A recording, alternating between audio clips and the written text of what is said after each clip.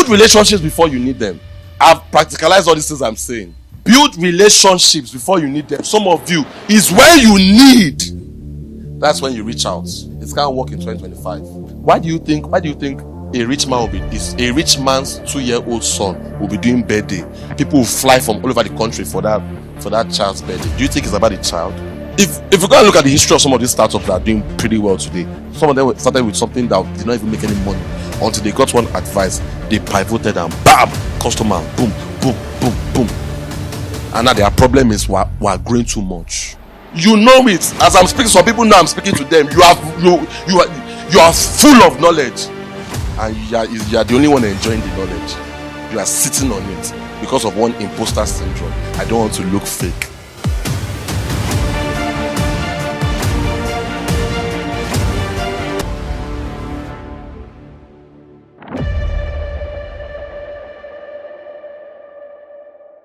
Understanding your early believers, right? And I'm going to bring this down to the context of Africa, to the context of Nigeria. So it's very relatable, and we can really benefit from this, right? So what I'm trying to say in essence is that there is no usage of British accent or language and talking, and people don't really get anything out of it. We all know that it's not easy in Africa. Absolutely nothing is easy. The African context is very unique, right? It's unique in the sense that Silicon Valley people raise money off handkerchiefs. You know, they just meet for brunch or they meet for lunch, and the guy pitches what he's doing, and okay. Before you know it, I had one very sweet story. They just met. The guy was waiting for the investor, and this is a company that, if I mention it, many people will know. The guy was waiting for the investor. The investor was late to come. So she just saw him, and she was like, yeah, what are you doing? I've seen that you've been sitting here. He was like, yeah. I'm a startup. I'm a founder. I'm waiting for the investor to come. And she was like, what do you do? And he said what he did. And she was like, okay, you know what? I want to invest in the whole round, $2 million. The whole round. So when the investor came, the guy said, I have gone. Don't worry, it's okay. So we'll meet again. Right? So I'm like, wow. Nigeria. Okay. So it's pretty much easy, right? But here, you have to prove a lot of things. So that's why I believe, even if it's kind of like a Y Combinator concept, the friends, family, and fools, the first round that you raise, right? Before you now start talking about angel investments, right? And it's very key that I mentioned that round, right? Because that's the round that precedes a serious angel investor, right? The most earliest believers are friends, family, and fools. Unfortunately, again, this is Nigeria, this is Africa. How many of your friends can you actually reach out to, right? And sell your business idea, your startup idea, and they invest in, right? So, a mentor of mine, right, and whatever I do, in whatever I teach, right, I try to include kingdom principles in whatever I teach. So, while I'm talking, you'll be drawing from different perspectives. So, a friend of mine was like, take out your phone. If you don't have 3 people that you can reach out to in times of emergency, for example, he even broke it down. He said 100K. If you don't have 3 people on your phone right now, that if you have an emergency, they can give you 100K. He said you are sitting on a time bomb. Right? Many of us actually get that very late. It's the time of the emergency we now realize that I would delete my whole contact list. All of them will be bastard. Right? Because, so imagine that's where we are. That's where we find ourselves. That's the Africa that we are in. Right? But I tell you that there are some people that have quality contacts, with quality relationships, right? And it's only these kinds of quality relationships you can actually pitch a business idea to, right? And they are going to invest in that idea in terms of friends, right? Then family, right? How many of us have that family structure, to be very honest, right? We see a lot of things on social media, a lot of debates, right? But the truth is, how many people actually have that family structure, right? Family that you can say uncle. Some people, their uncles are still ghosting them since 2021. Their uncle is ghosting them. So is it that uncle that is ghosting you that you will now send pitch deck to? You know, and some of these uncles, they are very wicked. They say, no problem, send it. Send it. Some people, they have not, the last one they sent has not even been, there's no blue tick since 2022. So when you have those kinds of families, you can't really rely on them. So the last ones are fools. Fool is not an insult when it comes to venture capital terminology. A fool is just someone that, and angel investors are kind of fools.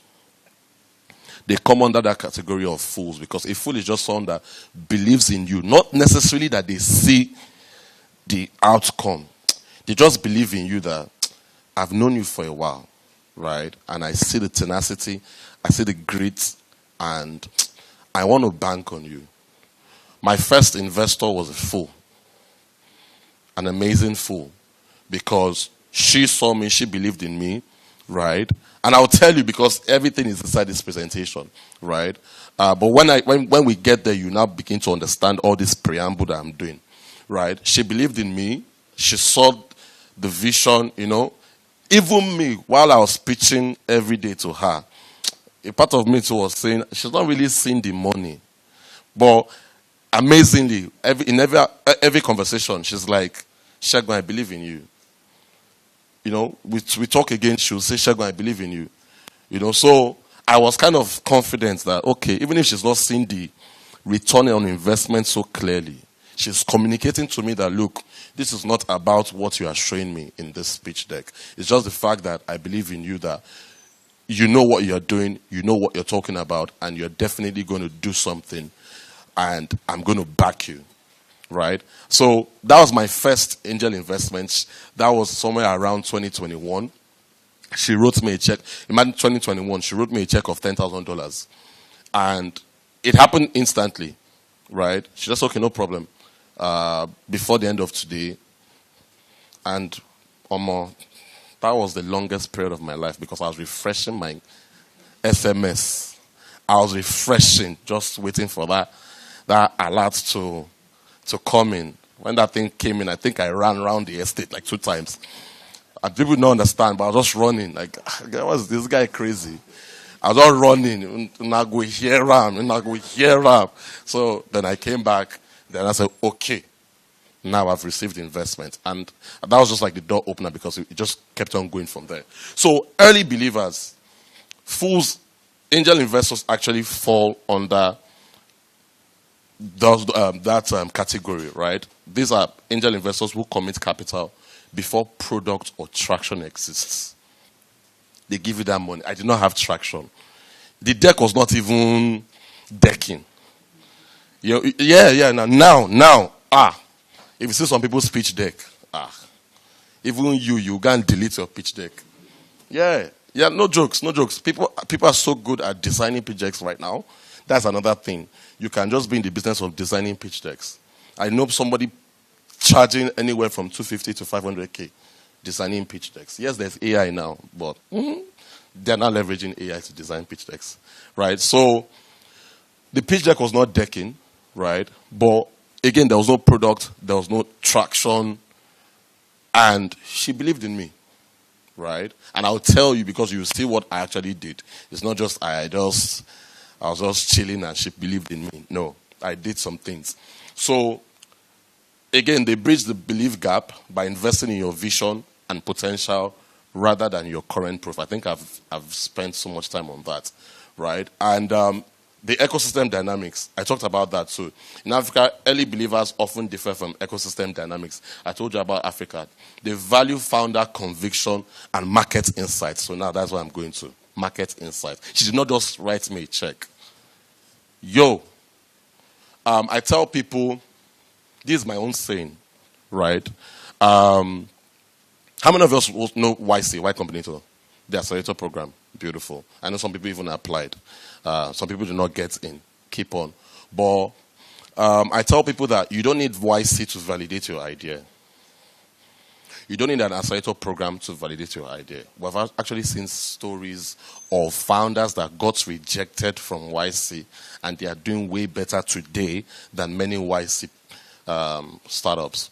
But again, African context, 90% of the people applying to YC is for the money. And that's fine. That's okay. But my point is that you don't need YC, you don't need an accelerator program to validate your idea. You don't need anybody's permission. Right? If you look at the economic eras, so back to kingdom principles, if you look at the economic eras that we've seen, the agricultural era, you would notice that every era replaced the last era. Every era created the next era. So we had the agricultural era, people on the farmlands and all of that. Then you now had the industrial era. And the industrial era was like, we need to create machines to do things way much better, right? And that is what bettered the industrial era, because people now built machines. And it was from that building of machines that things were now getting much better, because they were able to farm more, smarter, more efficiently. Now, that industrial era, right, now bettered the distribution era, because now there was now oversupply, right? There were so many. The output was much, but there was no way to make sure that the thing goes round. So that distribution era was the era of outlets. Started having outlets. And some of the top stores that you know today were born. Right? So, but my point is, every era replaced the next era. Right? There was an era where you needed permission to do something.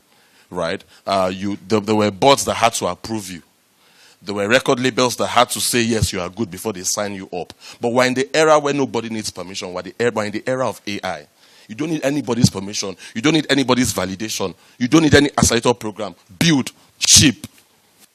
Right? That's my point. So my point is, I did not need anybody's permission before I turned my social media profiles to my demo day. I'm talking about market insights and what my first angel investor and the next 10 angel investors saw. You don't need anybody's validation before you turn your social media. And I will explain what I mean. Before you turn your social media into your demo day. Right? Anyone that knows me, you go on my profile today. Let me, for example, take LinkedIn. If you search Segun Cole right now on LinkedIn, you don't need anybody to tell you that this guy is an industry thought leader when it comes to the realm of M&A. Because I am intentional and deliberate about projecting that. Right? So, and that was actually the journey. I was intentional and projecting that, look, in this industry when it comes to venture capital, I'm going to be a thought leader in this space. In this industry, when it comes to investing in venture capital, I'm going to be a thought leader in this space. So I started. Instead of following what people were doing, many people were chasing likes. Many people were chasing followership. Me, every day, I'm making sure that I'm consistent in talking about venture capital. Go and look at my LinkedIn post from 4 years ago. It's still the same thing. Go and look at my post from 3 years ago. It's the same thing. Every travel that I have done internationally, everywhere I've been invited to speak internationally, all these opportunities came from LinkedIn. I have never written to any organization or any establishment that, please, I want to come and talk. I want to come and speak. No. I just get a message. Hi, we saw your post on this. It was very lovely. We are inviting you to Super Return to come and have a conversation. We're inviting you to Jitex Global to come and have a conversation. We're inviting you to this place to come and give a masterclass. We're inviting you to this place to come and hold a workshop. And they referenced the post they saw. So it was on the floor of posting, speaking, showing my passion, and showing the insights that I have in my space that I met that first angel investor. And we became friends. And then we are meeting out and we're discussing about venture capital. So when I started building something in that line, one day we were speaking and she was like, Segun, you know what? Yes, we're friends, we're colleagues, but I love what you're doing. Can you tell me more about it? And I told her more about it. And she said, can you manage my small ticket? In my head, I'm like, small ticket? I was already thinking $2,000. It's like, that's my small ticket of 10K. 10K. And that's it. So I was sharing market insights every day. If you go to LinkedIn, you will see some very smart founders, but most of them are seed stage founders. Pre-seed founders are scared. First-time founders are scared. And what are they scared of? Most of you are scared of the imposter syndrome. If I want to talk about my industry now, I might be sounding like a fake. So that's why I'm not going to talk your industry, but you talk about things that are irrelevant on your social media. If you look at a lot of seed founders, the ones that have gone through accelerator programs, the top ones that you know, that you see, you follow everywhere, look at them. They are talking about their companies. If you observe social media now, a lot of founders that you know, should we talk about the guy of old school? Most of you know him. And you know he's connected to Tech Point. Baba talks about his startup everywhere. Mention, just give me startup names. The founders are talking about their company. Why are they doing it? Some of them get to a certain traction. They post it on LinkedIn. Why do you think they are posting it? Investor signaling. Investors are seeing it now. One investor just be like, hi, Dolakpo, we saw your recent post about the traction you guys have achieved in the fintech space. Amazing. Can we schedule it? That is it. They will not come back and say, this post got, no, what's there? Why should they tell you? The only thing they're coming back to tell you is, glory to God, we just raised $2 million. Then all of you now, hey, congratulations, I'm a boss. I knew you were a boss since Unilag. Whose business down? They are posting and talking about their company. They are sharing their market insights. Some of you have, some people have overread. You know it. As I'm speaking, some people know I'm speaking to them. You are full of knowledge. And you are the only one enjoying the knowledge. You are sitting on it because of one imposter syndrome. I don't want to look fake. And because I'm not a successful founder. Who told you? So if you have market insights, can you see, we can just dwell on this page. That's the point. That's how I do my things. It's not to go through slide and talk English. Facts. Things that you can go home with and practicalize it immediately and see change. Market insights, share them. First-time founders, share them. Yes, we know it takes a lot of time to build your startup. We know. But if you must fundraise, you must also dedicate time to fundraising. Right? And in the early days, you are doing four-man things. You are playing the roles of different people. Right? So, share market insights, right? Early believers seek asymmetric returns based on conviction, not certainty. It's conviction. It's conviction. They want to. Sometimes I meet some first-time founders, and when they pitch, some people have mastered pitching. But for me, I'm not just blown away by your pitch. What I'm looking for when you are pitching is tell me an insight that I've not heard 50 times already this month. Tell me something I've not heard. Tell me something that you know about the market that even your so-called, the ones that are there, they don't know it. And some people are very good at communicating it with so much confidence and articulation. You might not have the articulation, but if we hear insights, we hear insights. If we hear insights, we spot insights. So, conviction, not certainty, right? There's a case study of Paystack. Everybody has their opinion on Paystack, right? But trust me, the early believers of Paystack, right? They believed in Shola's conviction. A lot of them cashed out, big time. Some people had, I think, 200% returns. Some people do not even disclose that they were ever even part of that round. They're just enjoying their money. But the truth is, they believed in that vision. And I would share something because I tell a lot of first-time founders, especially when they are struggling to raise capital, right? Sometimes, if you look at some of the guys that are raising tremendously today, they were part of some organization where they had a collective expertise and people backed them because they were ex-Paystack and ex-Flutterwave. It's not everyone that's going to raise on their own strength. Look at the guys that are raising.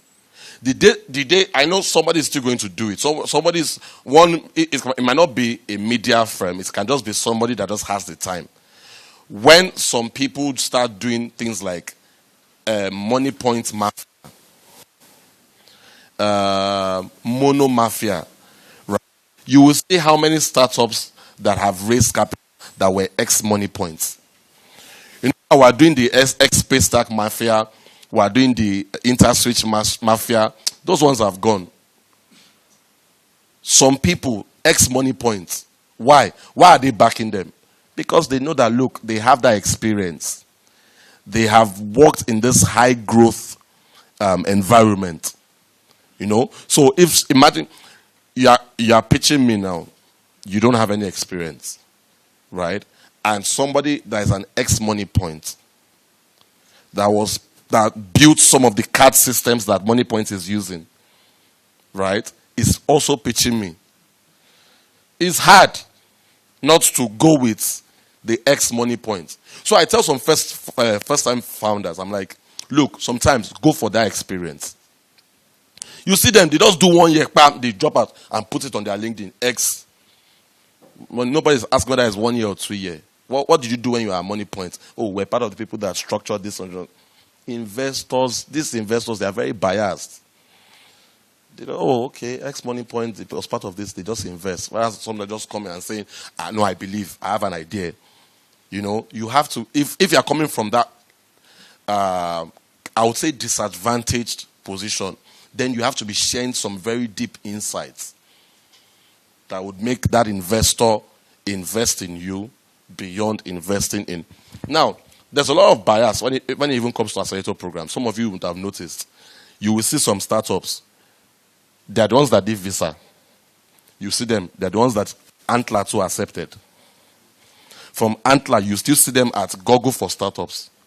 Why do you think those accelerators are accepting them? Because, I mean, you were at Visa, you collected money from Visa. You collected 150 from Visa. Now we're saying we're looking for early stage founders. You are coming to Google for Startups. And you see Google for Startups taking them first. Why? Because they believe that they have gotten that experience than someone that doesn't. For them to take you, that means that what you have pitched, what you have given them is very solid. That's just the truth about the bias. So I will not dwell so much about that. Their mindset focuses on buying your future vision. Not correct. Yeah, please, can we just... Yeah, next. So everything I've said so far, that's just the preamble, right? I think now we're going into the nitty-gritty of the presentation, right? That was just to set your mind to at least give you some courage. Preparing for fundraising. I have raised cumulatively of 25 million USD for startups across 12 countries. And when you do that, there are just some things you just know. There are some things you know because you have seen a lot. When you raise that, right, you just begin to see patterns. You see patterns because, again, you are getting pitched from Egypt, you're getting pitched from South Africa, you're getting pitched from Kenya, Rwanda, you're getting pitched a lot from Nigeria. You know, these days you're getting pitched a lot from Ghana, so Morocco, Tunisia, right? So you begin to see patterns, right? And some founders, again, helping founders to raise capital. Initially, when I started in this journey, what I just usually do is Okay, you are a founder, you are raising. How much are you raising? 500K. Okay, 500K. All right, who can invest in you? Bam. Then I plug you to the person that can invest in your round, and that's it. And I'm just there waiting for it to happen or more. I quickly realized that was absolute nonsense, right? Because founders now get in front of the investors and they scatter it. They blow it. M is even okay. M is even okay. There are ways to go around it. It's, people are scared. They're pitching to a white investor. It's okay. But they scatter it in so many ways. And I saw that when I was a judge at this GITEX Nigeria that just finished, judging the Supernova Challenge, right? There was a founder that came, right? And you have not told us what you do. You have already jumped to slide 6. Showing us traction, right?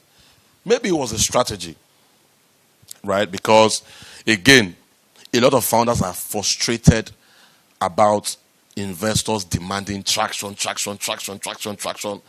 And I think I speak for some people in the room, that some people, they are just demoralized because they have come to the conclusion that if investors don't see traction, they're not going to invest in you, right? A lot of founders chase investors from events to events, collecting cards that they will never reply you, collecting WhatsApp numbers that once they hear, okay, it's you, they block and put in archive, sending emails that's even bouncing. So some founders have already come to that conclusion that, if investors don't see traction, they will not invest. So I'm not disturbing investors again. Let me just focus on getting traction, right? The people that answered, I think they want, yes, right? So, but the truth is, so the guy at GITEX Nigeria, he just jumped to that traction side that, Mark buying, let me show you my traction. So he shut up and give me money. But I'm like, Chief, sorry, what do you do? And he just froze there. Right? I'm like, you have jumped to slide 6. And we, the judges, we don't even know what you do. Like, you have already lost us on slide 1. But that's the truth. A lot of founders across the continent, even when they say what they do, you don't even understand what they do. So I'm not talking about not even saying it. What do you do?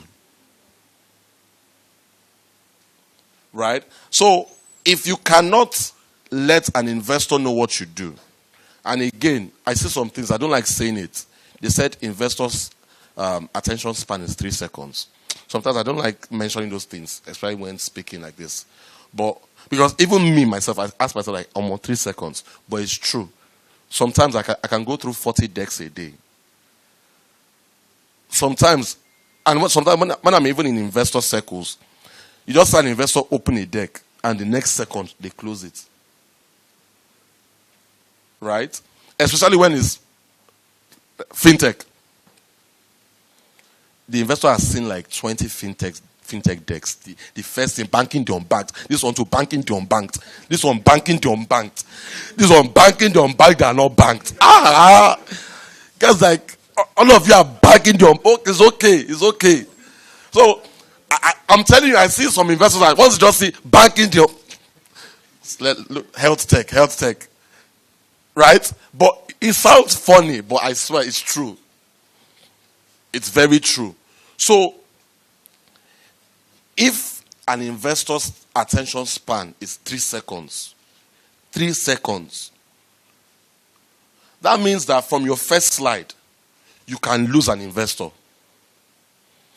Some people, I wish we could do pitch deck teardowns. Some people's deck, right? Even from the first slide, your brain is already tired. Because they have put so much. It's like they wanted to pack everything inside that first slide. They say, if you don't see this one, you see this one. No. What do you do? So, articulating the problem, ensure that you can explain the pain point in one clear sentence. You can explain the pain point in one clear sentence. If you cannot tell me what you do in one clear sentence, why say we even say you should not be in business? Or why am I to say that? Right? But that's their standard. And we like copy and paste. So some of our African VCs too will tell you, if you can't tell me in one sentence, but I don't do like that. I'll still try and, So the guy I was talking about that could not tell me what to do. Later on when we spoke, and I realized that this guy knows what he's doing. He just made that mistake. So I could be forgiven, but some other VCs, in fact, they just want to cut and scale down so that they just get to only 2 people in a day. So, and I was like, this guy is solid now. You know what you're doing. So later on, he now explained what he did. I'm like, okay. But on stage, you fumbled. Right? So it's not everybody that will get a second chance. So you have to be able to explain what you do clearly in one sentence that captures who you are, who you are solving for. Right? And this clarity definitely helps. Once they know what you do, right, then it's very clear. You can move to slide 2. Because from what you do, you have presented the problem. You see the way the brain works. Once you present a problem, our brain is already looking for the solution. Our brain is already anticipating that I know what the slide 2 will be. I know, our brain is already excited. So when the slide 2 now comes, bam, so yes. Yeah, I thought about that too. So, but once you are not able to communicate what you do, some founders. So we are banking your bank for this one XYZ, and so this is where we are, and this is our team. Yeah, you talk about your team. Baba, come back now. What do you do? This is our team. My co-founder, she travels a lot. How does that have to do with the pitching? So demonstrate why you are uniquely positioned to solve this problem. So let me just put these 2 together, right? If I'm going to give you $50,000 as an investment right here in this room, you have to show me how that $50,000 is going to get you closer to product market fit. That's all. Whether it's angel investment, whether it's the first time investment, whether it's seed stage investment, it's all the same. While you are pitching, what the investor is looking at is that how does this money get you to product market fit? Some people are not writing down. Okay, it's okay. I hope your brain is really cramming. I'll repeat it again for those at the back. When you come to an investor and say, we're pitching for $50,000, the investor is asking himself, how does this $50,000 get you to product market fit? Or, let me break it down. How does this $50,000 get you to the next level? How does this $50,000 get you to the next milestone? So in all of your pitching, in all of your conversation, tailor it to show how that money is going to get you to the next level. Do you know why many pre-seed companies don't raise seed stage? Now, they have pitched. They pitch, okay, this money will get us. So you and the investor, you have set the goals. When you don't get to those goals, what are you asking for follow-on capital for? Many founders don't receive follow-on capital because they did not get to what was set. So, again, in pitching, you must not promise. You must not over-promise. You must not over-floss it. You must not over-floss it. Right? Because, again, it can come back and haunt you. Because now they will be tracking you according to those KPIs. So when they come back for follow-on capital, the investor's like, Kemi, nice, but you know what we said. You have not hit it. And in fact, many rounds have their KPIs. For you to raise a seed, there's a KPI on ARR, MRR, some of those things that you must have gotten. For Series A, it's way larger. So Again, interesting. Show early user feedback, pre-orders, pilots, results. Imagine pitching and there is absolutely no milestone that you can show. Basically showing that there is a demand for this product. So I asked founders, what research have you even done?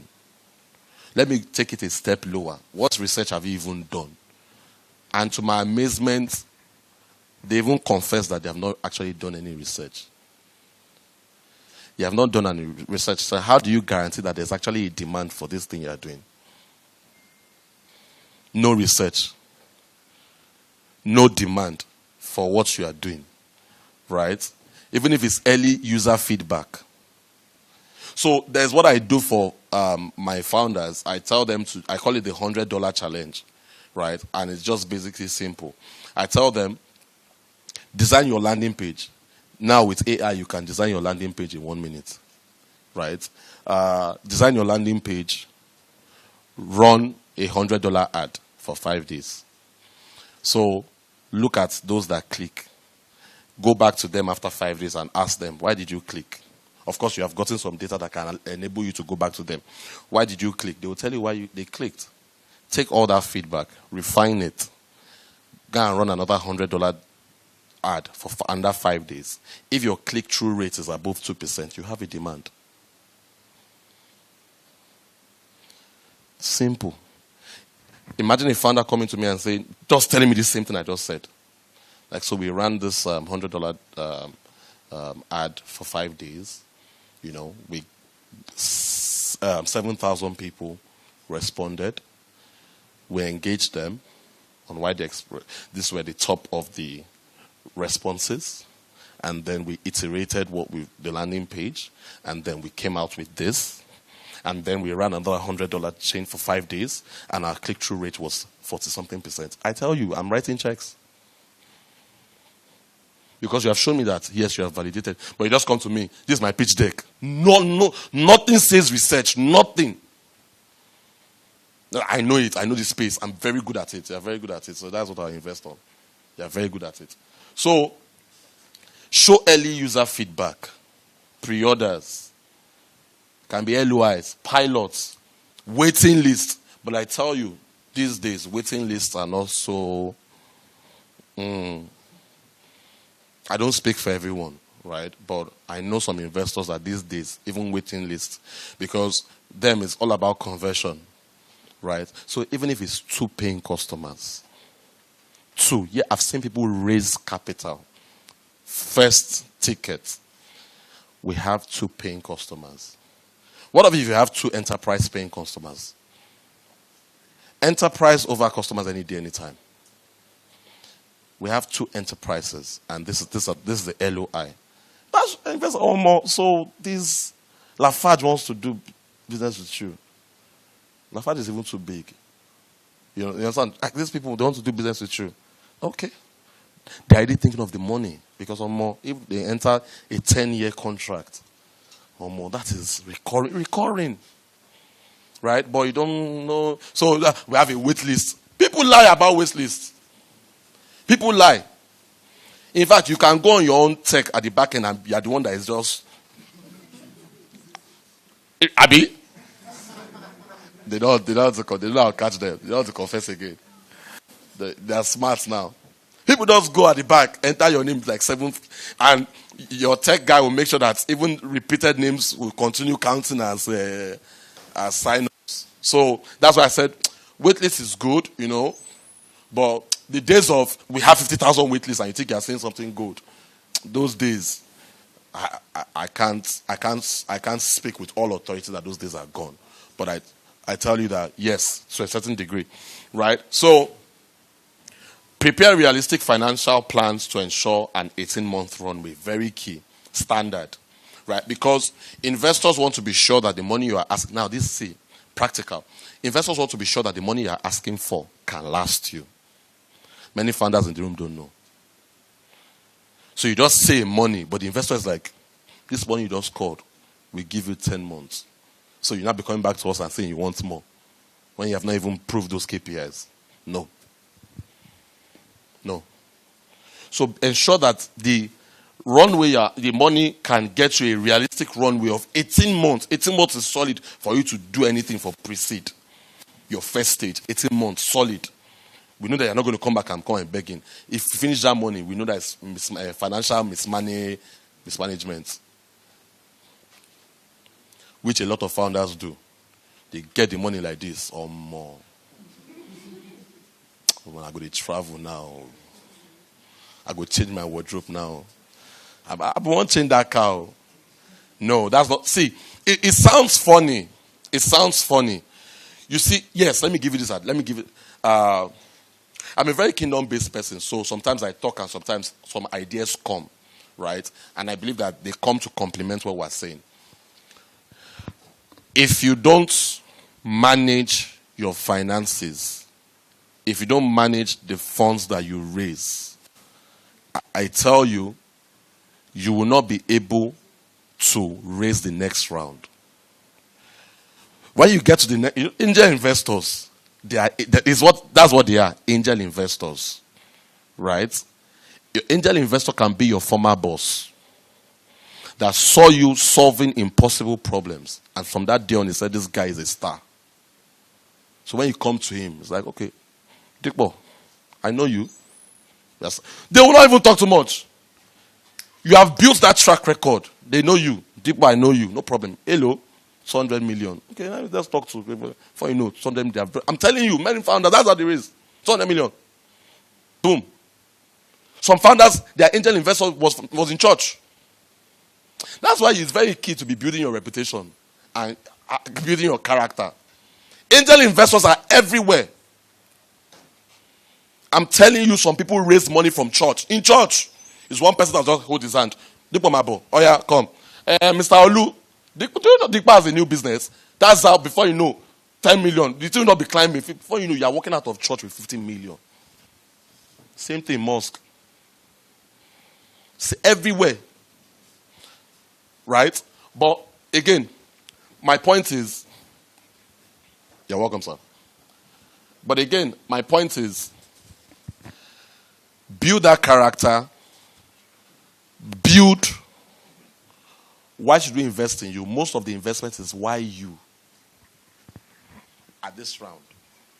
But again, what I'm saying is, if you don't manage the funds, no matter how small, when you now want to raise beyond angels and investors, when you want to raise proper venture capital, they will audit. I'm telling you, this might be the message for one person. This whole deck might not be the person's message here. Because somebody might be here now. In the next 2 days, they're going to give you your investment. No, I'm not. It's not. But amen. I love that. Yes. But me, I'm even saying that there might be somebody here that his angel investment is so sure. You know, we don't know. You don't know. I was sitting down. You understand? There might be somebody here. So that might be the person's message. That this money you're about to receive in the next 2 days is not your money. It's not your money. I'm standing for people at the back. God bless you. It's not your money. Please, can you tell someone beside you that it's not your money? So that when the person is doing, they remember that somebody tapped them in this place. But maybe they told you, it's not your money. You will account for it. That's why you are seeing Tech Point, Tech About, Tech Crunch, Tech Next, everything. You are seeing some articles where some founders have been accused of financial. And you see, I don't answer. Okay, but again, you see, if you go and look at those accusations, some of them are foreign inspired, right? Because they are operating at a level of integrity. They are forget whatever conspiracy theory. They are operating at a level of integrity, accountability. You know, they don't understand. So immediately they see some things that, you know, some wires that you just wired to one Paystack account. They flag it up. And once they flag it up, before you can wash yourself out, they have already spoken to one media, or they engaged SEC. And they have told SEC that you are a scam. SEC, Securities Exchange Commission of Nigeria. It's SEC that will be at your office, then EFCC, like she said, will follow. So you have to be careful, it's not your money. All right, please, next one. Hey, sorry, back. Sorry, I saw something very important. The 3-layer storytelling. Craft a narrative with problem, solution, and the whole point of this is 3-layer storytelling. Broken today in your industry. How are you fixing it? And what is that world that exists when you fix it? A lot of us talked about the Okra shutdown. But Okra built something. They were solving something that was broken. They brought about open banking. Yes, people say they were ahead of their time. But again, we can see that regulation has now come. So if maybe they played it out for some few months, regulation will meet them and they will be like one of the biggest things in the ecosystem. What is broken in your industry? Don't just come and pitch. What is broken in your industry? How are you fixing it? And what is the world that you can sell to investors after you succeed? That's your storytelling. See, some founders are so angelic when it comes to storytelling. By the time they are opening up, and I'm sure they get better at pitch by pitch. And most of those founders, if you go and look at them, some of them are like, okay, I don't want to talk like. If you look at a good 40% of them, they're in the health tech space. See, in 2021, I lost my brother to a XYZ. But it was at that moment I realized. And yeah, see, there's one judge on the panel that's already doing, come on. Yeah, very impactful, very impactful. Before you know, I'm telling you, go and look at some pitch competitions. Go and look at who wins.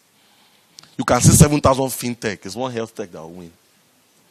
But when you go and play that health tech pitch, I'm telling you, okay, go and be watching YC demo days, all those top tech stars demo days. Go and watch them. Look at the pitch. Go and look at the pitch. Most of them, the way they enter, they have already finished everybody. By the time they are ending like this, people are like, how much now? How much? You just sorry, how much? Storytelling. But your story must capture 3 things, like I said. What is broken in your industry? How are you fixing it?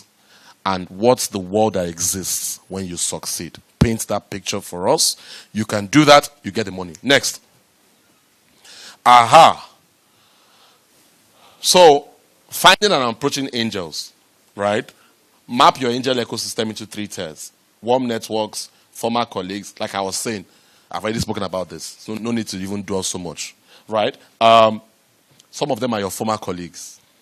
Go and look at the guys that are raising.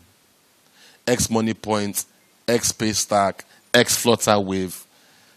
If it was Money Point now, later the night go and pitch Tosin. Why won't Tosin invest? Aside from money is even too much safe. But why won't Tosin invest? Because Tosin knows that if I invest in this guy, he can be a competitor tomorrow now. But it's very easy to buy him in. Right? So they can be your ex-colleagues. If you were a corporate before, you were corporate KPMG. It can be your guys that they are seeing the startup money, but they don't want to jump. But they will not mind giving 5K, 10K for one of their colleagues that wants to leave KPMG now and become a startup. You understand? So they can be your mentors. So again, let me just touch on this. Some people make a mistake. I see it. I get so many messages on LinkedIn. I want you to become my mentor. I want to become my mentor.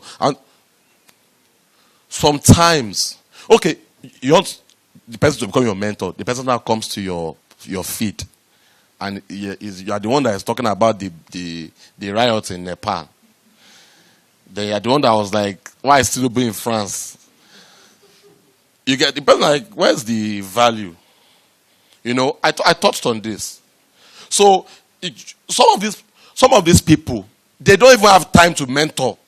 That's not the truth. They don't even have time to mentor. Right? So, what is the value that you are bringing? Then some people, you just see somebody, again, I'm using LinkedIn because LinkedIn is the perfect example. You just see somebody, you just write them, we're raising this round. They don't know you. Jumping while you can. Sorry, is it heaven? Jumping while you can. Okay, because you are the best thing. Even if you are the best thing, the person will not regret not investing in you. I don't know how many people saw it. DeepSeek, the DeepSeek founders. Some people say, they missed the investment. There was a fund that the thing linked. Those DeepSeek guys, they reached out to that fund. And that's the way they said it, like, what the next best thing, if you don't invest in us. But when the owner of the fund came out, he said he doesn't regret not investing. He said, look at the approach. He said, look at the outreach. Is this how to outreach? You are the best. If you don't miss, you are telling someone that is sitting down on billions of dollars in assets under management, that just by mistake checked his LinkedIn email. It was not a direct message. You used, because you subscribe to LinkedIn Pro, you were now able to send an email. You now say invest. The guy said he doesn't regret they have so many stars. Right? So your outreach matters. Sometimes you come through the way of mentorship. In fact, unofficial mentorship. Right? From there. So let me tell you, aside raising capital for startups, right? I raised $450K for my startup. $450K venture capital. So I think God is inspiring me to share this aspect rather than just talk from this thing. So $450K from VCs. Sir, this VC person, aside from the fact that I share unique insights on my platform across social media, right? And my insights are getting me in rooms, right? But now I'm in those rooms. I'm not now carrying myself as if all of us are now in the same thing. No, we're not in the same thing. Because even if I'm in this room, right, I know some people that are sitting on a $1 billion asset under management. So I humble myself, right? So you see, some founders they would have raised, but they were so much in a hurry to take picture and make the investors seem like it's their colleague. And you have taken picture now. It's the only picture you raise as investment. I tell you. See, I don't know how to put it. I am a testament of the fact that I'm repeating it again. I'm a testament of the fact that everything that I have has come to me. But I would not just link it to spiritual. No. Create value. So that even when you are taking that picture, the person is like, this guy is a bad guy. See, there's a way you see picture. You will know that it's this one that begged this one to take the picture with it. Am I lying? No. Please. If I'm telling you to please raise up your hand. Thank you. There's a way you will see picture that you know that the person that is snapping is irritated. It's like, just get the. Just leave me. Take the picture and go. And there's a way you will take picture that you know that, this is a picture of equals. People read these things. People can tell. Right? But I've seen so many founders. They're just saying, picture. And I'm like, yes, I was with Segun Cole yesterday. That's all you get. And now Segun Cole has seen you as a boss. He cannot see you as someone investing again. Because it seems that you don't need 10K. It sounds funny. But I know for somebody in this room, that thing is touching the person. And the person will work on it. Don't be in a hurry. Don't be. I'm telling you, the person that invested $450K in my company, we were in the same room. We were sharing the same stage. We were speaking. But I kept on reminding myself, Segun, you are not on their level. You are not on their level. Humble yourself. So I went to go and meet him. I said, sir, Yes, sir. Forget that we spoke on the same panel. I went to go and meet him, sir. This is what I'm doing, and I would love to pick your brain on it. You know, if he now jokes, oh, Cole, you don't need the money. I said, I need the money.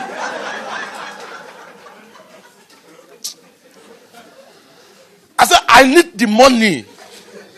I said, forget that speaking. Forget it. I need the money. And he was like, okay. I need to know that the maths make sense. See, that's why I said unofficial mentorship. It's not about asking for official mentorship. Sometimes you know you receive a response. He said, okay, I need to know that the maths make sense. Go and calculate. See, has it not become my mentor like that? He said, go and calculate this. Have we not started mentor relationship? Immediately, I will calculate it, Jerry. That's not what I'm looking for. You know, at this level, I'm asking for something. You sure you know it's a privilege to be? No. That go and calculate. That same very day when I left that event, I was calculating that thing. The math must make sense. I came back. Do you know that we did that back and forth for over 4 weeks?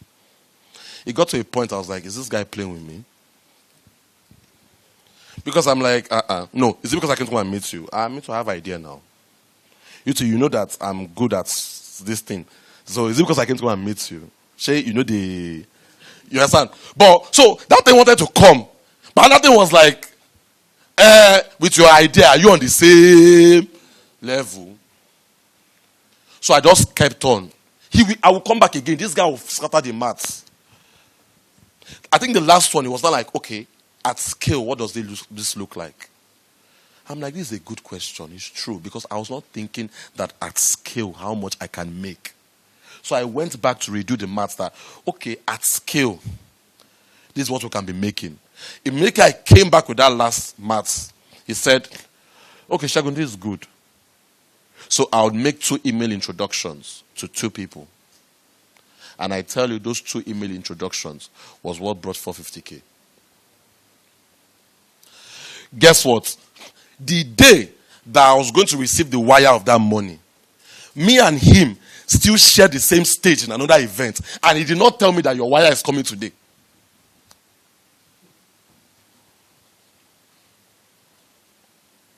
I was looking at him at that event as if, this guy, you have forgotten me. Because you're not even talking about that thing. You're talking about the event. Who's here for the event? Oh, God. Am I talking to somebody? Hallelujah. You understand? Talk about this thing now. Me and you now are now doing something more important than events. Talk about. He did not talk. Next thing, after my speaking engagement, I saw that he had already traveled back.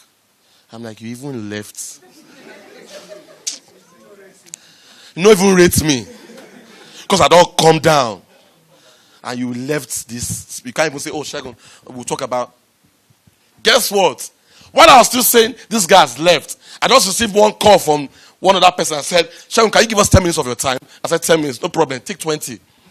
So, at the event, I was still in the event. Right? And I just went to one corner, put AirPods, and they said, Segun, we're very excited to let you know that you have raised and XYZ spoke highly of you, and he was very instrumental to this ticket coming in. Can you see his level? He has done it, he did not even tell me. See, there's some people, I'm telling you, you're an angel investor, you never know who your angel investor be. They might not treat you as, it doesn't mean. You have to be very sensitive. When I saw that and heard that, I first of all cried first. That place, I closed laptop, I cried. I now called him and said, thank you. He said, oh, it's okay. Build, and that's it. And he has already known that the money will come in. So your angel investor can be anybody. Don't turn this into church, oh. Don't turn this into church. Please. I receive grace for self-control. Yes. Hallelujah. So your angel investors can be anybody, right? But should have value. So I think I've dwelt so much on that. Relationship building. Build relationships before you need them. God. I've practicalized all these things I'm saying.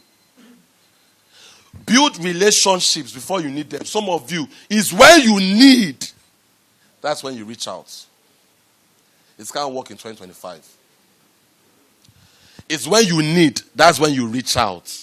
It can't work in 2025. Be building relationship. Be building relationship.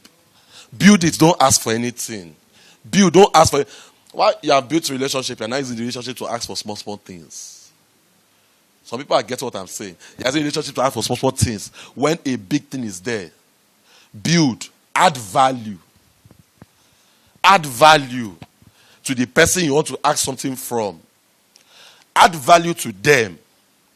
Sir, one of my mentors, a very big person in this country,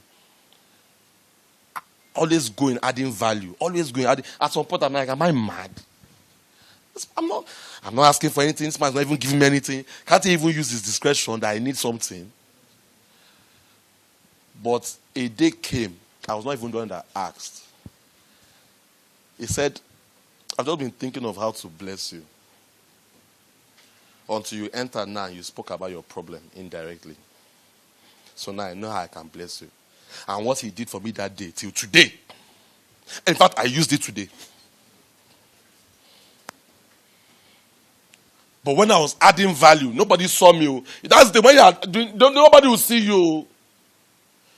Add value to people. Add value to the person that you want to collect something from.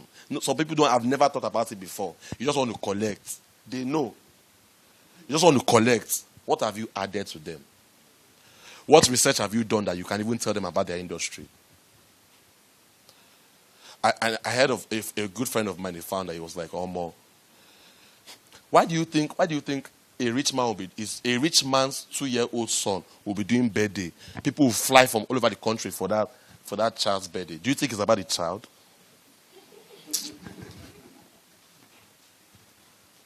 Who saw when Tenny was talking about when she went for Davido's wedding? Oh my God. So, when she was talking about it. So people were joyfully spending money. Why? And they'll come to that 2-year-old, all of them will be saying, how are you? So they know that the man will remember the people that came. Say, yes, you were there. Yes, you were there. I saw you. Yes, you were there. He will remember. You will not know where that will play out. And like, you were there when my kid. Okay, so what do you need?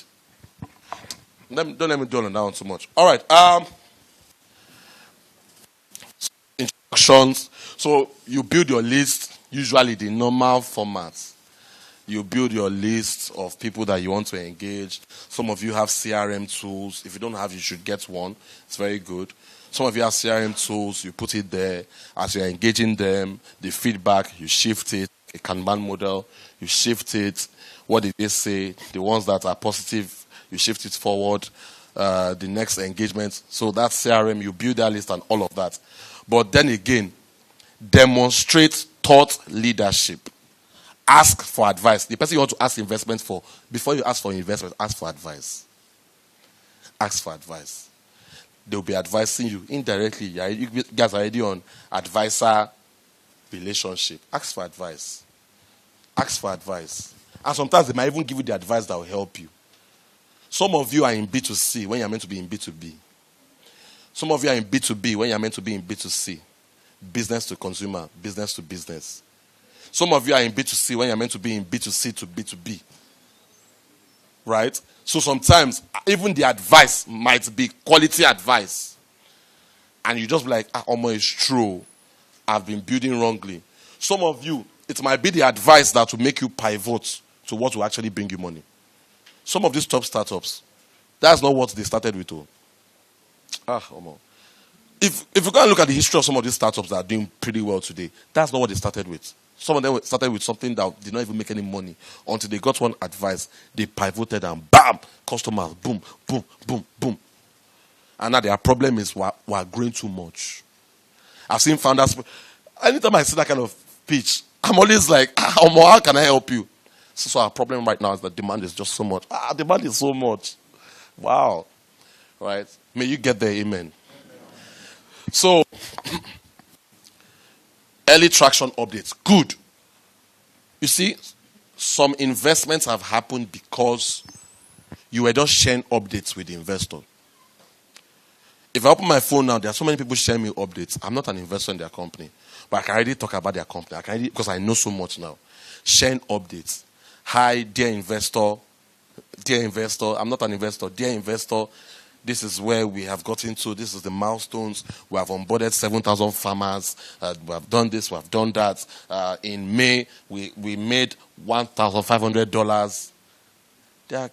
At some point in time, the investor just be like, oh, I know so much. Oh, from 1.5, they have jumped to 15K. Okay, I think this is now I can come in. So if you have not been doing it, and you have like a list of investors that you can reach, share them instead of saying them, jump in now. We are raising 500K, jump in now. No. Instead of saying that, share them updates. Share them investor updates. Right? So that's an investor update, traction update, early traction updates. You know, in that way, you're already bringing them into your world. You're bringing them into your ecosystem. They can even see some things and they might reply and say, I saw your email. There are some things I want to advise you on. Do this, do this, do this. Right? Before you know, they turn to it. At some point, you cannot be like, so we're now raising this. If you'd love to be part of our round, we would love it. Hey, sorry. We would love you to be part of our round, right? We would love you to be part of our round because you have been like family to us. You have been an amazing advisor. See, sometimes it's all those kind of words that touch investors. You know, because, see, investors are trained to say no. Investors are trained to say no. Investors are trained to see the negative in your business plan. Investors are trained to see things that will not make it work. Right? So, but again, sometimes they don't like saying no. They don't like it, even if it's their job. So, if you can play the emotional, but you have to play it with data. Let me balance it.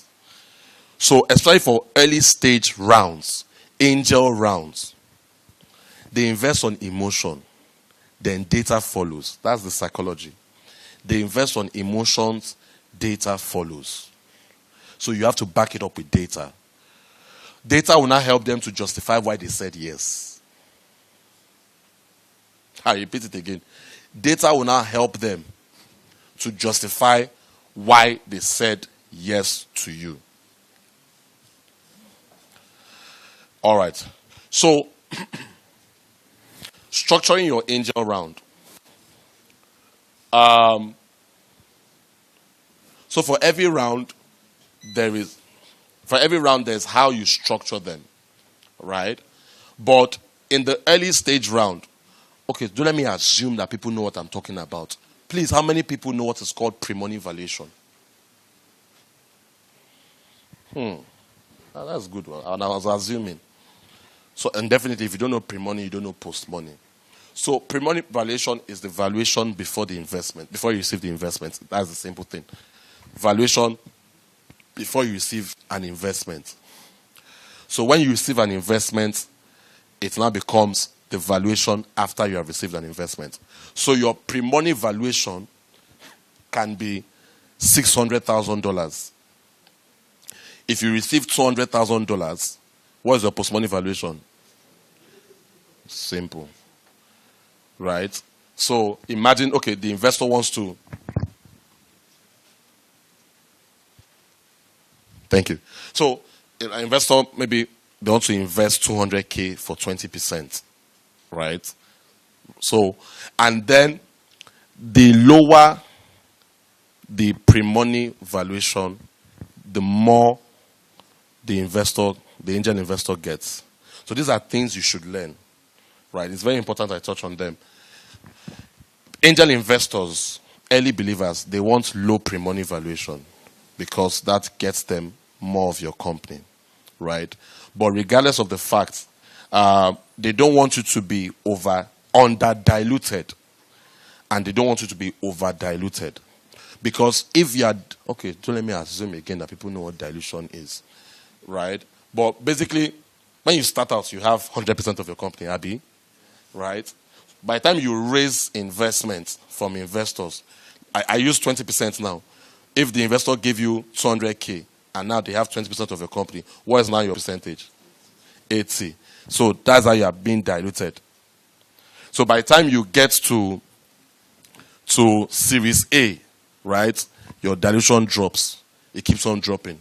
Unfortunately, there are some founders in this African tech ecosystem that they just have 3% of their company. They chase the money, but now they just left with 3%. So, but that's a talk for another day. So, but they don't want you to be under diluted or over diluted. So this is kind of like the what's the word? The range. Thank you so much, sir. So angel rounds also aim for a dilution sweet spot of 15 to 25%. Yeah, discount rate for future rounds. So if the angel investor comes in, right, at a lower pre-money valuation, right, it helps them to participate in your. Yeah, you can take a picture of this. Actually, that's good. It helps you to. You now know the beauty of everything. This thing now, you can just snap it, bam, put it in your ChatGPT and say, break it down for me. Right? So if you have not snapped, you can snap now. So a lower pre-money valuation can help the investor participate in your future rounds, right? But if your pre-money valuation is too high, it debars them from participating in your future round. Have we snapped? Okay. So if I not say it, you not snap. Anyways, the deck is going to be available for anyone that wants it. Yeah. Actually, I did the deck in 1 minute. AI now. Which AI? We'll see after. And AI I'm paying for. It doesn't, for me, it doesn't even look good. Okay, it's okay. Are we done? Yeah. All right, next slide. Aha. So, mastering the pitch and process, understanding the problem. The first step in your pitch is to clearly define the problem you are solving. I've already talked about that. Clearly define it. In 2 sentences, you should be able to define what you're solving. 2 sentences, that's all. This highlights the pain point and present your unique approach to solving the problem is your solution. This is where you differentiate. You know, what's your unique approach, right? What makes you unique? What's your unfair advantage, even beyond USP? Your unique selling proposition. Beyond that, what's your unfair advantage? Why in the world of copy and paste? Why should I invest in you when the big players in your fintech space can just copy what you have done and put it as a feature? So why you, right? Market opportunity. Do let me assume again. How many people know TAM, SAM, SOM? Or more? Okay. Total addressable market.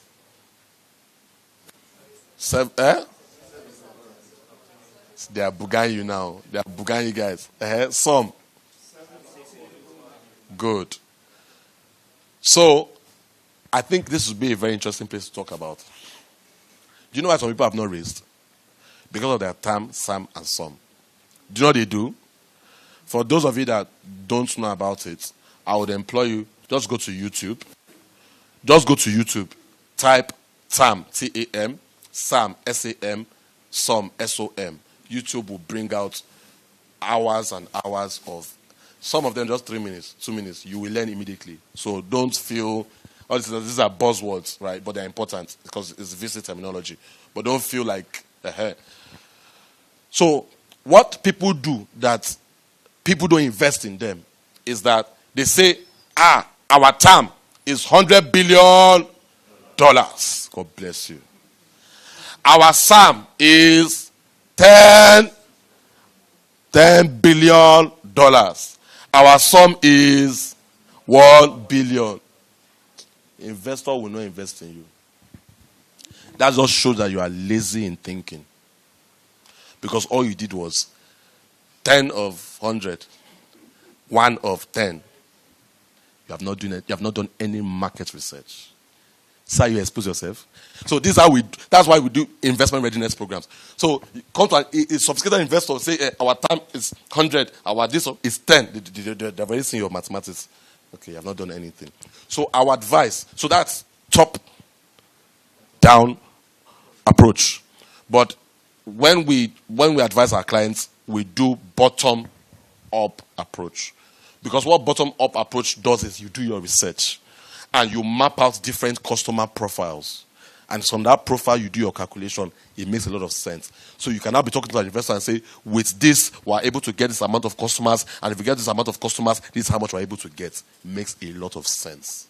But when you see so many decks, tam, sam, sum, and you see that lazy calculation, and investors are like, they have not done their research.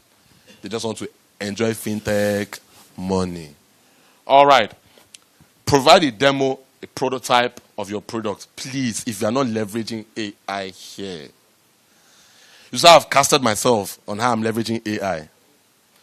If I could, a time, before you do this, even on some of these sites online, it will take you time. I tell you, this was 1 minute. This was 1 minute. In fact, the thing is still open on my phone here. When Chigo asked me for my presentation, I've not even done it. I did it while I was coming down here. This is 1 minute. And I did that because I knew I could do it in 1 minute. And that's why I see me not talking from it. I just did it so that we just have something you are looking at. So if you are not leveraging AI here, repent today. If you are not leveraging AI here, because, look, I could build prototypes in 2 minutes. Yes. I can build a prototype now. Tell me any business, and I'll build a prototype now. Functioning prototype with back end. Now. Fine, it's okay. You guys are true now. Right? But I think the tools are out there. It's nothing. They want a back end. Who is using Claude here? Claude. No, please, let people see you so that they can be provoked. You can build. In Claude now, in Claude's environment, you can build prototypes. Should I do a practical example? No time. Time day. I know. You will break my head. All right, so can we go to the next? Yes, let me say something. Some of you have, I don't know how I forgot about this. Some of you have, you can go. I've left this. I just want to say something. Some of you have amazing experience, right? It can be from the corporate space, wherever it is. You have amazing experience. Please, don't follow the format that everybody is following. Where you put your amazing, some of you don't even put your amazing experience in your deck. So you have 10 years of experience in sales, 15 years of experience in sales, and then we come to the team slide, and you just put co-founder and CEO. They back you in this early stage. It's you they are backing. They are backing you. They're not backing the numbers. They know that the numbers will not work. The numbers will not fly. And if it flies, it's just gamble. They are backing you, and you are sitting on 15 years of experience in marketing. You don't highlight it in your deck. You are not coming like a baby founder. Big mistake many people make. Okay, yeah, thank you. I'm so sorry, I'm so nervous. Big mistake that many people make. If you have 15 years of experience in marketing, do you know what you do? Do you know what you do? Let your team slide be either number 2 or number 3. For some people, if it's that good, let your team slide be number 1 after the something AI. Next thing, bam, 15 years of experience. Then all those companies you have worked in, some of you have worked in Oracle, you have worked at Guinness Nigeria, get the logo, bam, bam, bam. They know they're not talking to babies. The investor will sit up that, okay. There's just something that just happens that will just make them like, this one is not a... They will give you more attention. But you have that experience, that expertise, nothing. You just CEO. Hi, my name is Mr. Kini. I'm the CEO of Clinical Clinical. That's all. CEO. And you want us to be guessing because we're angels. So put that team slide, put it there if you have that experience. I'm telling you, put it there. X this, X that. Oh yeah, where's the next one? Okay. All right, that's fine.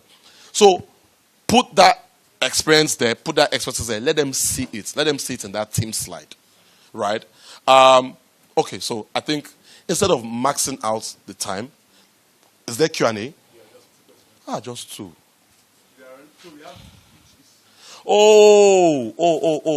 Okay. Can we just do 3 questions? All right. I thought people would just sharply. See. So who was the first? All right, boss.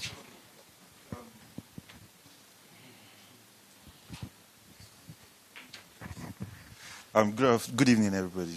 My name is Niji Abdulazim. I'm a founder. And, a startup founder. And I wanted to ask, what kind of metrics or what are the things that you see that you know that, okay, this is convincing enough and this person is ready to for pre-seed investment? Okay, so I gave that in my presentation, but maybe it was not that obvious. I said something. I said, if I give you 50K, I want to see how that 50K gets you closer to product market fit. So there's something called product market fit. Basically, when it's very clear that you have a market, right? So if I see that there is that early demand and the fact that it's looking like this person actually has a market, repeat customers, if I see those kinds of KPIs, you want to top the question? Go ahead. So I'm not saying, I'm saying before you give that 50K, what makes you want to give that person? All your KPIs, one, I said it in the storytelling narrative arc. What's broken? 2, how did you fix it? Or how are you fixing it? 3, what's the future that is out there in terms of the impact and the ROI? So while you are talking, and how you can do that, simple, I said it like unique insights. I want to see that you have unique insights about this industry. Tell me what I have not heard from all these founders that have pitched me from Egypt, from Tunisia, and all of that. Tell me those unique insights actually stand you out. I want to see your leadership. You understand? So if you are someone that is ex-KPMG, of course, you have my attention. You have anybody's attention. Ex-Paystack, you have anybody's attention because Paystack is a superior, amazing company. You are definitely going to steal everything you heard there and you are going to deploy it in your own. So I want to see those things. Not necessarily you have to be ex-Paystack or whatever. Unique insights. Even if you're not ex, what unique insights do you have? Investors say, why you? Why should we invest in you? And why now? You have 3 questions. Let's answer. Okay. No, sorry. Thank you. You've maxed out your... But we can always connect. Oh, okay. Sorry. Yeah. Hi, Yeah. my name is Ukeme. Okay. Nice to meet you. Co-founder, CTO. Okay. In a case... Co-founder, CTO. I'm never... Of what? You see? I said, what do you do? That's where it leads to my question. All right, go ahead. So in a case where the tech is actually in demand but very sensitive, how do you advise? No, it's not the first, but because it's one of those like upcoming, right? It's a new technology. There are people who have done it to prove the demand, but you don't want to go out and start shouting. You want to build silently. How do you advise people protecting their idea, and how do you actually build and still get funding? So how do you advise people protecting their idea when they want to fundraise? Yeah, because they can't go out and start making social media and everything. So thank you very much. Yeah. To be very honest, that question is, let me answer it in 2 ways. There are some investors that if you tell them that you want them to sign an NDA, they're not even going to give you a reply again. They will tell you that what do you have? So they'll be signing NDA with 80 founders. They post it online. They tell you if you are going to request an NDA from me, don't enter my DM. I see that a lot. I'm not one of them. I'm just saying that I see that a lot. But so that kind of investor, sign NDA because it's essential. They just ignore you, right? The feel. So again, it's the way it's the manner of approach, right? Again, for you in that kind of field, let me just say something. Let me give you a practical example. Therapix, who knows that company? Good. Drones, right? Drones. That's why I said defense. Do you understand? Yours might not be defense, but Therapix is in a very sensitive industry. That guy, if anybody knows him as a founder, that guy should be moving in bulletproof vehicles. Anytime I see him come on CNN or anything, anywhere I see him, I'm like, I hope the advisors to this guy is advising him well, because with visibility comes, you are building drones that will help fight Boko Haram. Yeah. So, but again, back to your question, you can see the way he talks about his company, right? I'm very sure if he's here today, if he's invited here, he would say that from the way he talks about his company, he gets interest from investors. It is at that point of value you can tell the investor that sign an NDA. They will sign because you have already built that. Do you understand? So everything is value perception, right? You can, if you come from a value perspective, that kind of guy, he's just saying he does drones, but he's not showing any trade secrets now. He's not divulging any whatever, right? But I'm very sure that whatever investor is talking to that guy, they are signing NDAs. Because that's a very sensitive thing. He's doing something very, very important, right? So if you don't come from that value aspect, and you're just coming from, oh, what I'm doing is, I wish I could tell you, but what I'm doing is, it's very sensitive.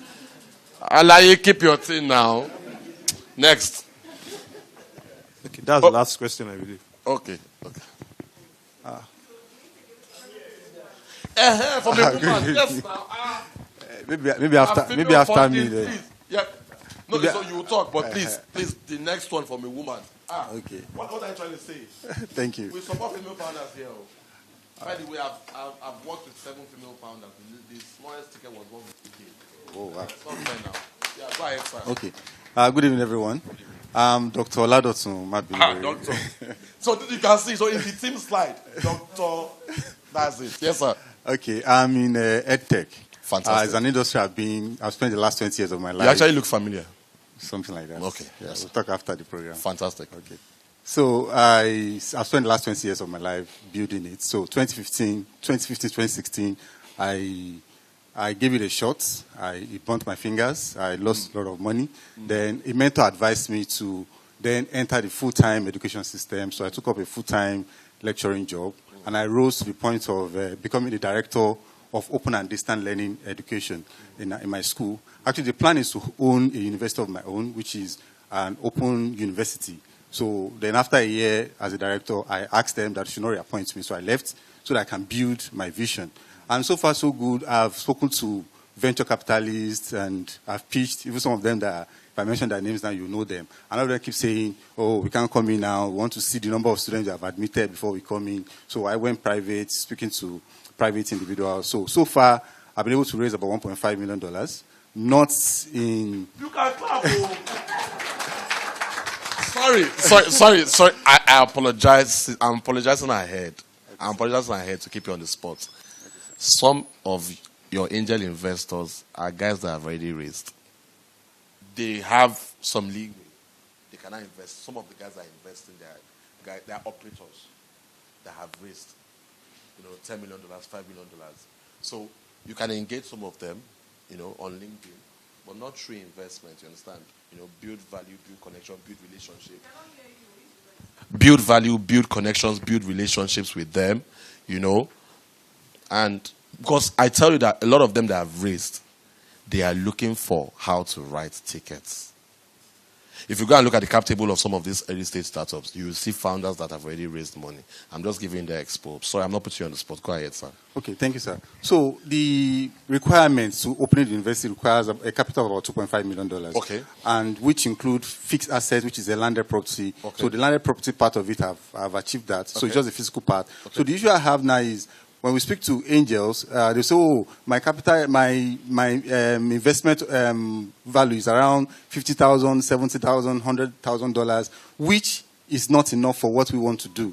So my question now is, how then? And when you go to venture capitalists, which some of them I said I want to mention, which I've approached, they will say, "Oh, we want to see traction." So we're more or less like now caught in between the Red Sea and then the deep blue sea and the devil right now. That okay, we have raised part of it, which is not traction really in terms of number of student admission before venture capitalists will come in.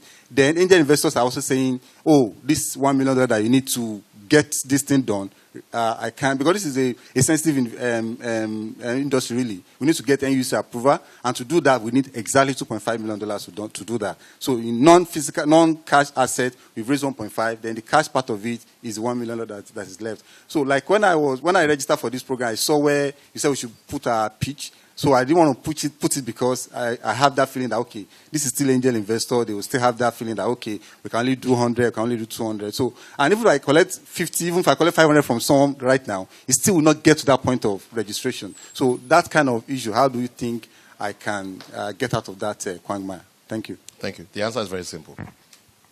So, I don't know how I lost this while I was talking.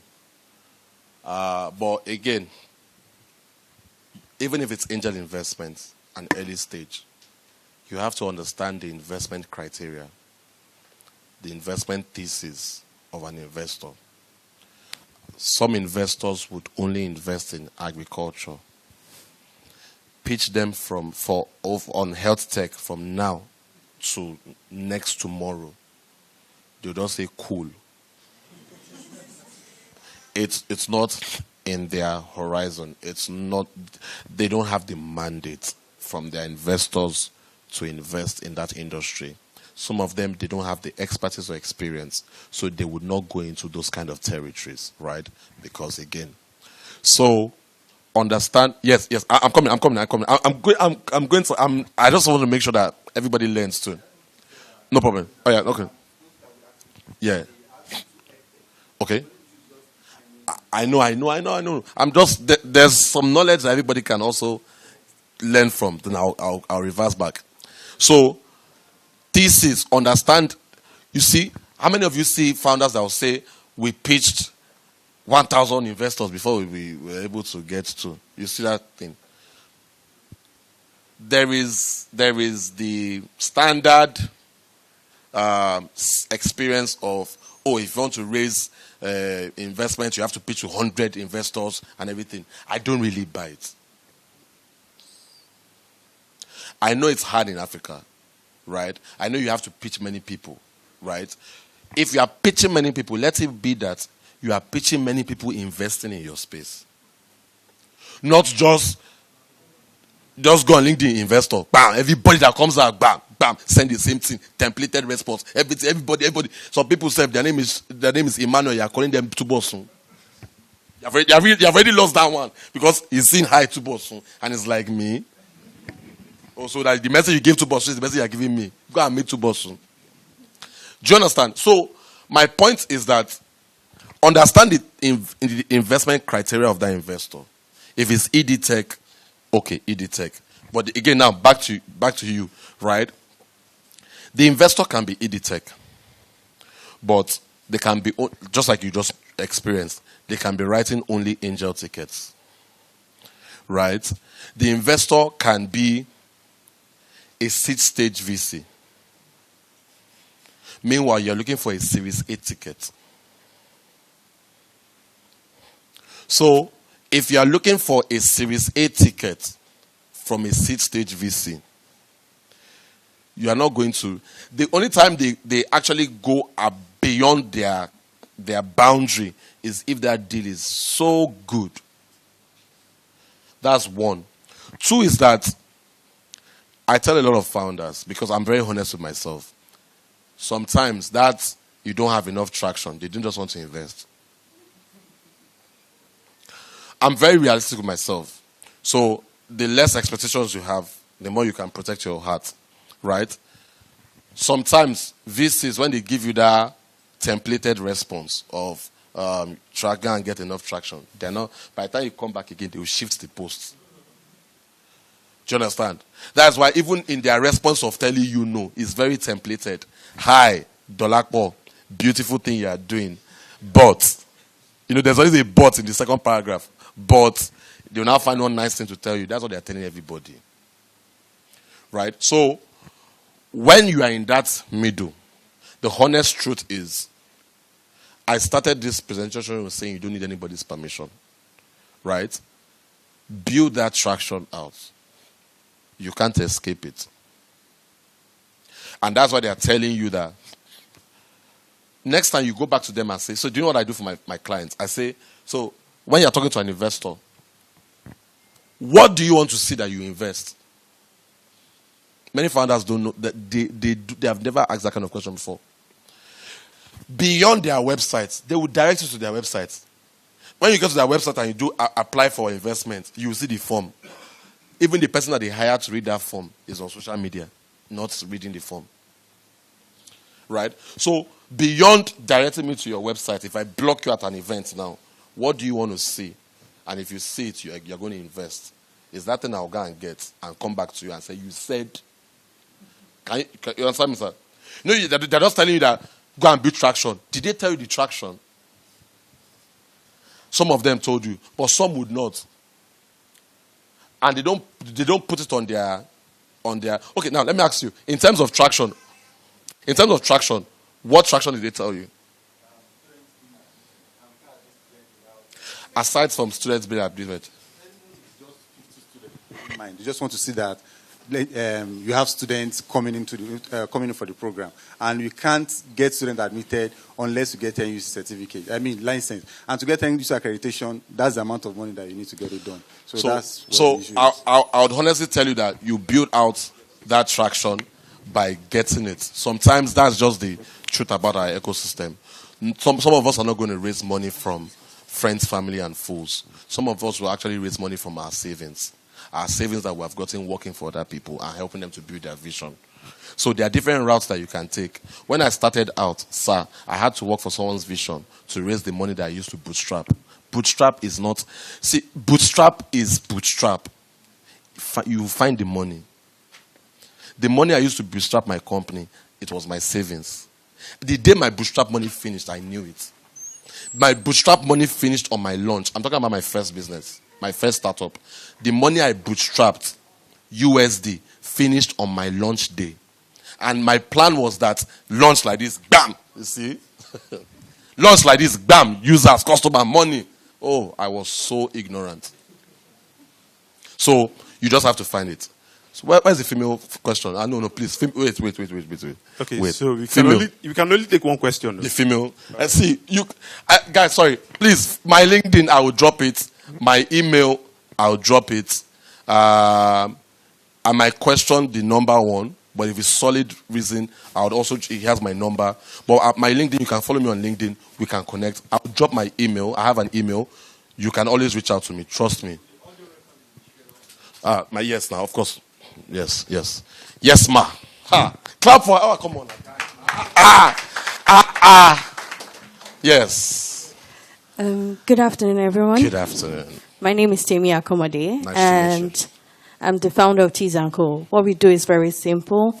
We are the bridge between manufacturers and end users, either retailers or basic end users who just want to use it for just themselves, and also companies. What I do is plain shirt distribution.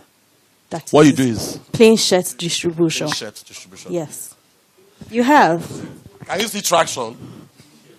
So, What did you get? Early user. If you do not mind, I want to say a bit more about what we do. Yeah. Okay, and this business has been around for the past 20 months. And in the past 20 months, we've been able to grow with a community of over 10,000 followers. Sorry, 11 to be correct. Over 1,000 customers, and we've done over 15,000 shares. And here's my question. For a business like that, how do you scale to know that it is the right time for you to invest? To get investors, or you know whether you want to get debt? Because I very well know that not all businesses need investors. Equity. Sorry, equity. Yeah, I understand, but I just said that so that everybody could basically understand. How do you know, like, whether you need equity or debt? And also, how are you able to make the best decisions as regards whether the equity is good for you right now or debt? Because a lot of people just want to say, oh, people are investing in my business. I had a sit down with someone at GTEX. That's the lounge, investors lounge. And then he asked a lot of questions. And then he asked me, do you need an investor? I said, no. In fact, when I came here, he said, do you need funding? I said, no. Because you have to know when it is the right time. I have built traction. I have done a lot. If you go to Twitter or Instagram, you can see that we're doing quite well for ourselves. But at the same time, I believe that in order for your business to grow, you need more. And that brings me to the question I want to ask you personally. So if you don't mind, of course, probably you've gotten it a lot of times, but you will not regret this one. I just said the confidence. What are you talking about? Would you mind having a one-on-one conversation with me about how we can go towards our future investments at Segun Cole? The answer is yes. Clap, clap, wow. So, the answer is yes. Because of time, that's a very straightforward question. We'll sit down, we'll map it out. Equity or debt? Should we even go for equity, right? Even down to equity. Which kind of equity investors? Please forgive me, guys. Forgive me. I hope that comes with your number after the session. Of course, that's sure. So that's fine. Because of our time, no problem. Fine. All right. So I guess that's it. Thank you. So guys, reach me on thank you. On LinkedIn, Twitter, whatever. Let's talk. And I would love to track each and every one of you from this program. Just track your progress. If there's a community, I'd love to be part of it. Okay. So that, we can continue this. If you have any issues you are facing, ideas. Thank you so much.